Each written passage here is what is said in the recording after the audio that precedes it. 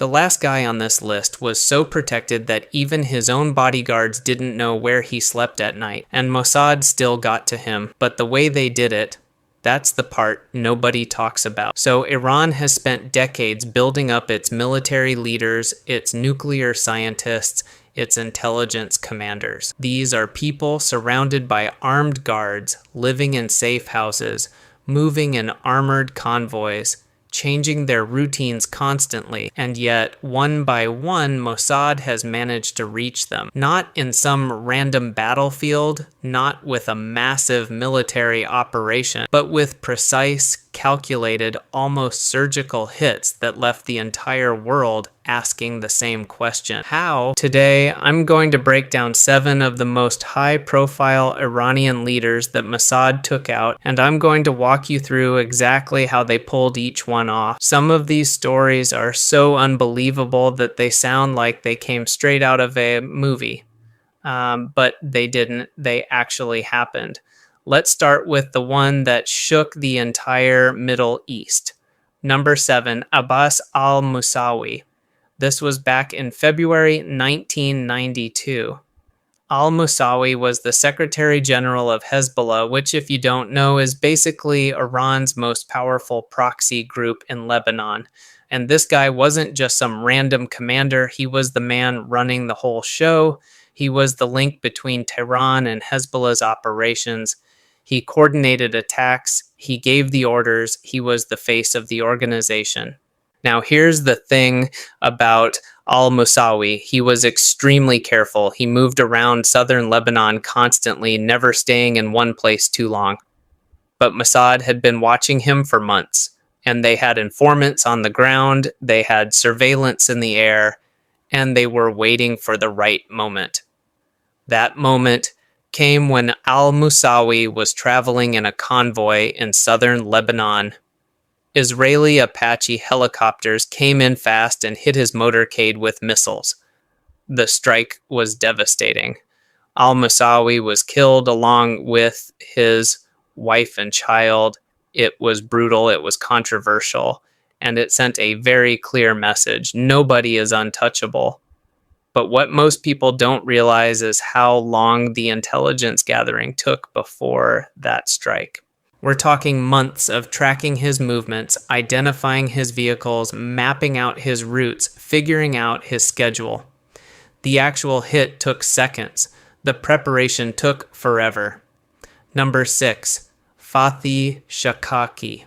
This one happened in October 1995, and the location might surprise you. Yeah, the small island country in the Mediterranean.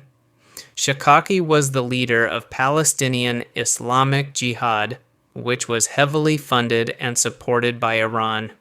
He was responsible for planning multiple suicide bombings inside Israel that killed dozens of civilians.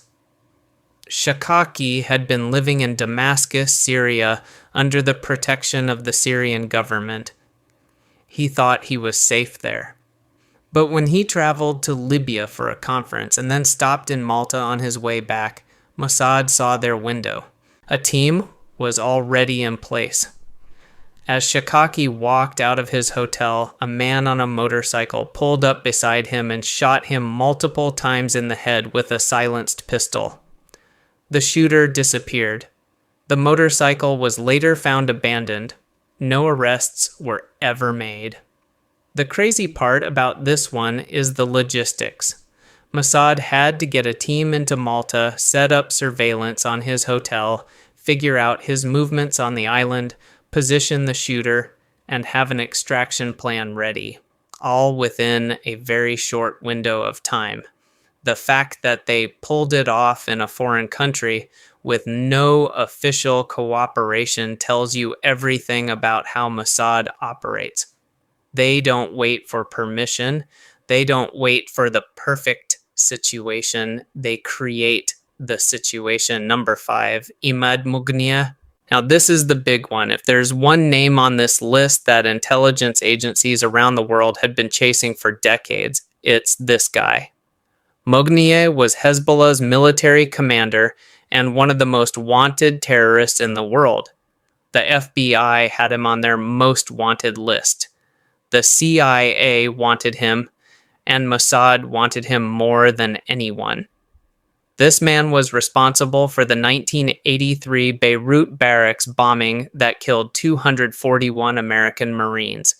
He was behind the kidnapping of Western hostages in Lebanon. He orchestrated the bombing of the Israeli embassy in Argentina in 1992 and the AMIA Jewish Community Center bombing in Buenos Aires in 1994 that killed 85 people. This guy had more blood on his hands than almost anyone alive at the time, and he was a ghost. For over 20 years, there were almost no photographs of him. He had plastic surgery to change his appearance. He changed his name, his identity, his location constantly. He was so paranoid that he would sometimes get out of a car and walk the rest of the way to his destination just to avoid being tracked. But in February 2008, Mossad finally got him. He was in Damascus, Syria, attending a reception at the Iranian Cultural Center.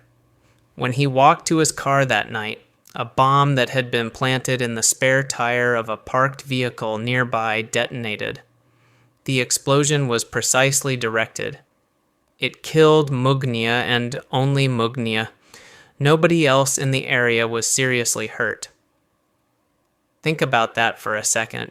They planted a bomb in one of the most heavily surveilled cities in the Middle East, in a neighborhood crawling with Syrian intelligence and Iranian operatives, and they detonated it at the exact moment their target was within range. The precision is almost inhuman. Reports later suggested that the CIA and Mossad actually worked together on this one, which is rare. Both agencies apparently had been tracking Mugnier for years, and finally found a pattern in his movements in Damascus that gave them an opening. Number 4. Mahmoud al-Mabhouh, January 2010, Dubai. This one became famous not because of the killing itself, but because of the surveillance footage. Al-Mabhouh was a senior Hamas military commander who was responsible for smuggling weapons from Iran to Gaza. He was a key link in the pipeline that kept Iranian weapons flowing to Hamas. He traveled to Dubai under a fake passport, checked into the Al Bustan Rotana Hotel, and thought he was operating under the radar. He was wrong. Mossad had a team of at least 26 agents in Dubai. They followed al-Mabhouh from the airport. They booked rooms on the same floor of his hotel.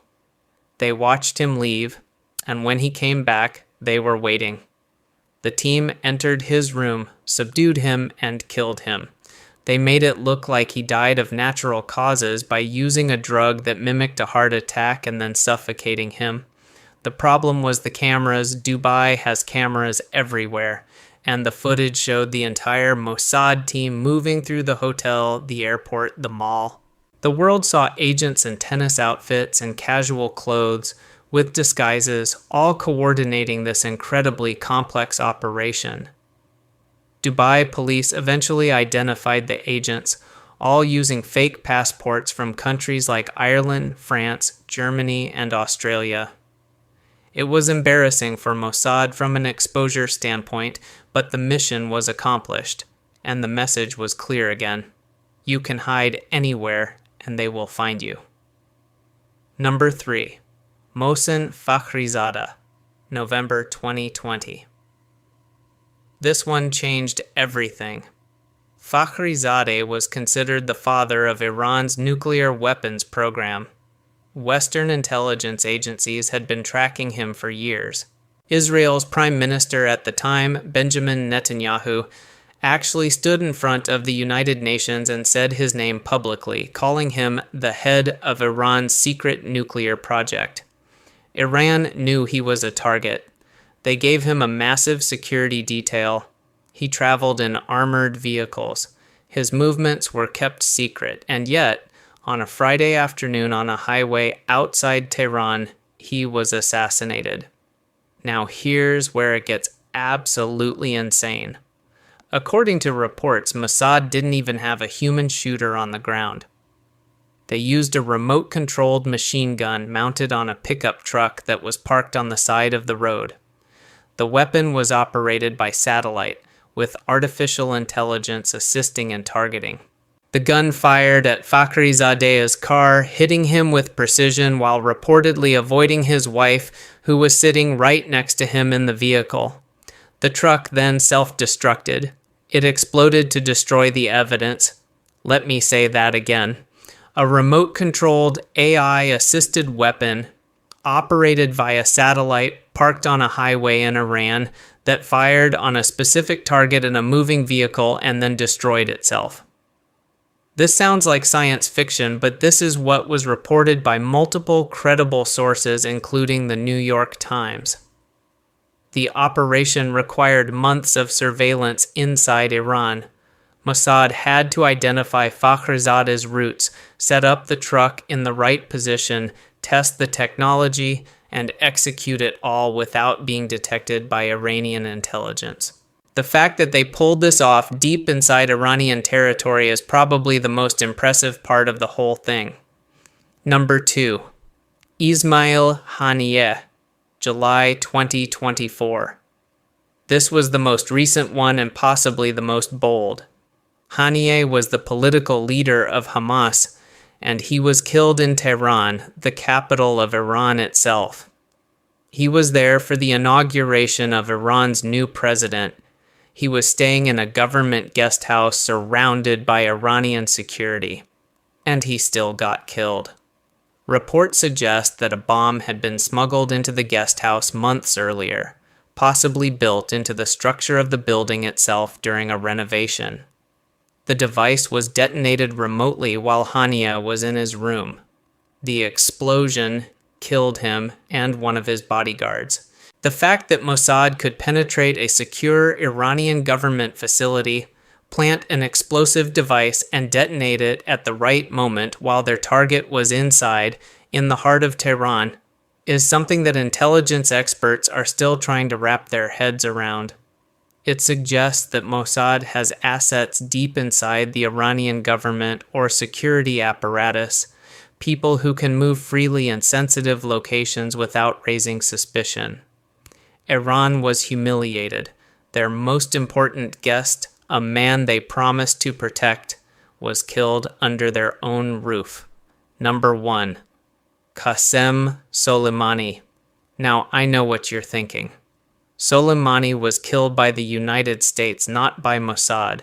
And technically, yes, the strike was carried out by an American MQ-9 Reaper drone in January 2020 near Baghdad International Airport. But here's what most people don't talk about. The intelligence that led to Soleimani's location that night came from multiple sources, and Israeli intelligence was a significant part of that picture. Mossad had been tracking Soleimani's movements for years. They had built up a profile of his travel patterns, his communication methods, and his network of contacts across the Middle East. Soleimani was the commander of Iran's Quds Force, which is basically the special operations arm of Iran's Revolutionary Guard. He was considered the second most powerful person in Iran after the supreme leader. He controlled Iran's proxy wars across Iraq, Syria, Lebanon, and Yemen. He was directly responsible for the deaths of hundreds of American soldiers through the militia groups he funded and armed in Iraq. On the night he was killed, Soleimani flew into Baghdad and was met at the airport by Abu Mahdi al-Muhandis, the leader of an Iraqi militia group.